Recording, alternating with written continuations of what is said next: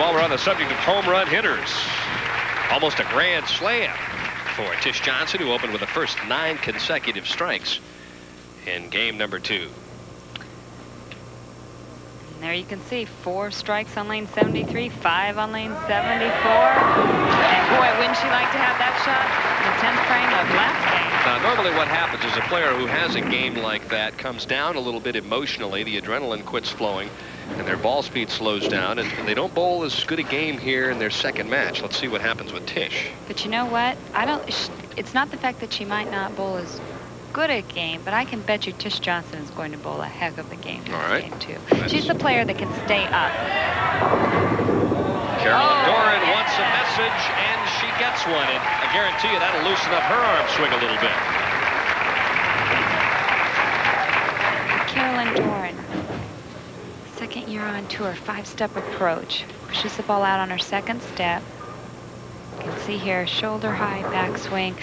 Look at the low, low knee bend that she has. Really whips through the ball. Starting to come into her own as a professional player. Try to get that out. Average 231.5 on this pair of lanes, the highest of our top 5 finalists. Dipped her shoulder on that shot and did not get away with it. Wow, that was close. Carolyn Doran playing very direct, likes to play that outside line. Lane's a little drier. She can just swing it out there and have it come roaring back. You'll see a completely different line than Leanne Barrett's playing. We'll have to chart her course here on lane 73. And chatting with her just prior to the championship round, she said the right lane was a couple of boards, at least a couple of boards tighter, and that the left lane was hooking a little early for her. And we saw that immediately on the opening shot. And then something you normally see from a first-time participant, a mental error in terms of a misspare. Especially something you don't want to do against Tish Johnson at this point in time. It appeared that she lost that ball. She's adding tape to it.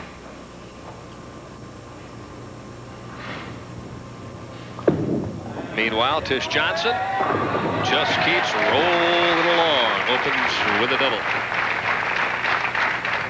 Well, Stacy Ryder threw 26 in a row 2 weeks ago in Athens, Georgia in match play. We'll have to see if Tish Johnson here can start something new. Well, when this one gets locked in, she can repeat. She just gets better and better. And it appears she has the right equipment to carry. And just as you speak that word, carry, it comes back to haunt you. Well, the 2 shots that she hasn't struck on have been absolutely flush hits. Maybe she should go back to hitting on the other side. Light hit, right? Or Brooklyn. The 1-3 pocket. You're allowed one Brooklyn and a 9-bagger, I think, somewhere along the way, aren't you? At least. Uh-oh, now Tish Johnson changes to a shiny surface bowling ball, and she throws it in the channel. And she also lost it, Denny. This is what's going to happen to the players. This is her first shot, the 4-pin, just wrapping around the 7. Now, many players, when they switch to a different spare ball, they do not have the same feel, especially when it's very warm down there. And that's exactly what happened. It fell off her hand, went right in the channel. New life for Carolyn Doran, who trails by 9. Carolyn Doran playing extremely far to the right, outside. Very straight, though, not a big swing. Great shot. Well, I asked her, geez, you're bowling with Tish Johnson, Dana Miller-Mackey, Leanne Barrett, Donna Adamek, some pretty big customers to take on, and this was her response. Yeah, well, I room with a pretty good bowler, too, Lisa, and since rooming with her, as a matter of fact, too, has really helped me a lot, and the girls have been real supportive, too, I think, to a lot of the newer players out here on tour, and I just think that hard work and patience really does pay off, and that's what happened this week. There's a young lady that has fun competing. And she talks about her roommate, Lisa. Well, that she's referring to as Lisa Wagner. And that was her doubles partner. And they went on to win that in August. Once again, high on the left-hand lane. Now, she's obviously tried a couple of different things. What would you do at this point in time? Move left. Leave your target the same? At this point, hard to tell from here. Yeah. I'm going to have to move left. And both balls have been high at 45 feet. Right. She's got to get the ball to go longer through the front part of the lane, so she has to move left, catch some of the head oil, keep her target the same. Shaking her head. realizing that the left-hand lane is the key. Okay, now Tish says, that's it. Now we're going to get back to square one here. We've been riding high on the adrenaline, and then we missed. Well, she's got such a nice shot to the pocket. She does not want to give anything away. You know, she has the ability right now to win this tournament. She's lined up. She's getting loose on the lanes, and you don't want to make mental errors. It's almost like sometimes you can get so excited about what a great shot that you have that you don't execute. You still have to throw them one frame at a time.